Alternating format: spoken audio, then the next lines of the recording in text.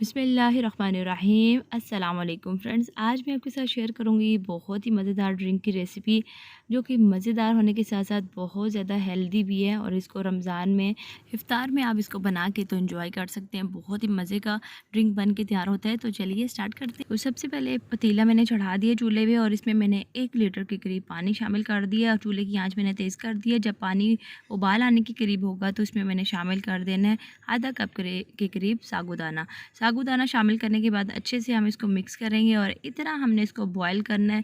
साबूदाने के जो दाने हैं ना, ये इनका कलर चेंज हो जाए, ट्रांसपेरेंट होने शुरू हो जाएंगे, तो फिर हमने इसको चूल्हे को बंद करना है और तकरीबन 10 मिनट तक हमने पकाना है। साबूदाने के बहुत सारे फ्रेंड्स फ़ायदे हैं, ये पेट के बहुत सारे अमराज के लिए बहुत ज़्यादा फ़ायदेमंद है। तो रमज़ान में या आम रूटीन में भी आप इसको रेगुलर रूटीन का अगर हिस्सा बनाते हैं ना, तो आपके पेट के और बहुत सारे मसले मसाइल जो हैं वो हल हो जाएंगे। तो यहाँ पे तकरीबन 10 मिनट तक पका लिए इसको, ट्रांसपेरेंट हो चुके हैं दाने। तो इस स्टेज पे हमने क्या करना है, एक छलनी में मैं इसको निकाल लूँगी, इसका एक्स्ट्रा जितना भी पानी है उनको अलहदा कर लूँगी और बाकी साबूदाने के ऊपर ठंडा पानी गुजार लेंगे। इसको रख देंगे साइड पे और नेक्स्ट स्टेप की तरफ चलते हैं। इंस्टेंट जेली बनाएंगे। तो एक पैन में मैंने 2 कप पानी शामिल करके उसमें बनाना फ्लेवर जेली जो है ये शामिल कर दी है। अच्छे से हम इसको मिक्स करेंगे। अच्छा, ये जेली जो है ना, ये मैंने पूरा पैकेट 2 कप पानी में शामिल कर दी है, लेकिन इस रेसिपी में मैंने आधी जेली जो है वो इस्तेमाल करनी है और आधी जेली मैंने दूसरी रेसिपी में इस्तेमाल करनी है।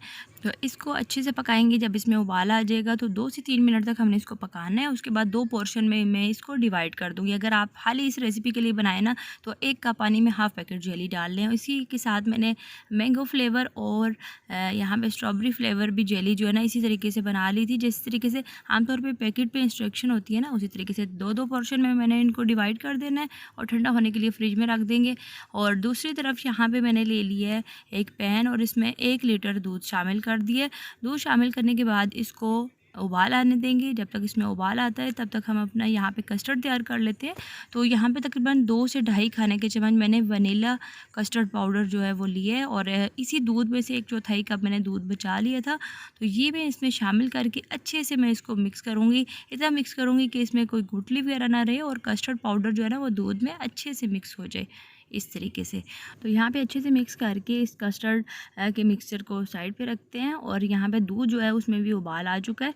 तो इस स्टेज पे ना 1 लीटर दूध में मैंने आधा कप के करीब चीनी शामिल की है।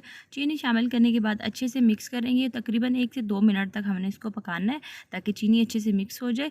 और उसके बाद दूध में हमने ये जो कस्टर्ड पाउडर का बैटर तैयार करके रखा था, ये मैं थोड़ा थोड़ा करके शामिल करती जाऊँगी। चूल्हे की आँच मैंने दरमियानी कर दिया और मुसलसल चम्मच जो है ना वो हम इसमें चलाते रहेंगे ताकि इसमें कोई गुठली वगैरह ना बनने पाए। और सारा कस्टर्ड जो है ना वक्फे से थोड़ा थोड़ा करके मैं इसमें शामिल कर दूंगी। और तकरीबन कस्टर्ड शामिल करने के बाद 3 से 4 मिनट तक हमने इसको पकाना है ताकि कस्टर्ड का जो कच्चापन है ना वो ख़त्म हो जाए और दूध अच्छे से गाढ़ा हो जाए। तो यहाँ पे दूध जो है ना वो अच्छे से गाढ़ा हो चुका है। चूल्हे को बंद करके रूम टेम्परेचर पे हम इसको ठंडा करने रख देंगे। उसके बाद फ्रिज में मैं 1 घंटे के लिए रख दूँगी इसको। तो यहाँ पे फ्रिज में 1 घंटा गुजरने के बाद कस्टर्ड मिल्क आप देख सकते हैं बहुत अच्छे से ठंडा एक तो हो चुका है और दूसरा गाढ़ा भी हो चुका है। तो इस स्टेज पे ना मैंने यहाँ पे फाइनल स्टेप की तरफ चलते हैं। तो ये जो हमने साबूदाना बॉयल करके रखा था ये मैंने इसमें शामिल कर देना। अच्छा, यहाँ भी ये आपको बहुत ज़्यादा चिपका वो लग रहा होगा, लेकिन अभी हम आगे चल के तो इसको जब मिक्स करेंगे ना तो इसके तमाम दाने जो है वो अलहदा हो जाएंगे। यहाँ पे प्रेस करती जाऊँगी चम्मच को, तो इस तरीके से सारे दाने इसके अलहदा हो जाएंगे और यहाँ पे अच्छे से मिक्सिंग हो चुकी है। अब ये जो जेली हमने तैयार करके रखी थी, तो ये 1 कप जेली जो है ना वो मैंने 2 पोर्शन में आपको बताया था डिवाइड की थी। तो ये अच्छे से जम चुकी है।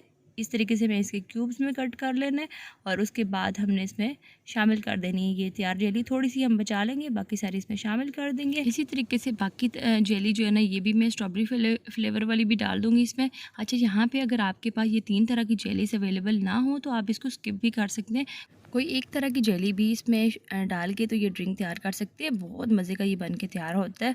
तो यहाँ पे माशाल्लाह से ज़बरदस्त किस्म का ड्रिंक जो है ये हमारा तैयार हो चुका है। ऊपर से मैंने पिस्ते और बादाम से गार्निश कर दिया था और ये फुल ठंडा मैंने कर लिया है, इसलिए इस स्टेज पे मैंने इसमें बर्फ़ शामिल नहीं की। अगर आपने बर्फ़ शामिल करनी हो ना तो सर्विंग के टाइम इसमें बर्फ़ का इस्तेमाल करिएगा। तो सर्विंग ग्लासेस में मैंने इनको निकाल लिया है। तो इस मज़ेदार से ड्रिंक के साथ मैं आपसे इजाज़त चाहती हूँ। वीडियो को लाइक और अपने फ्रेंड्स एंड फैमिली में शेयर करना मत भूलिए। अल्लाह हाफिज़, फ़ी अमान अल्लाह।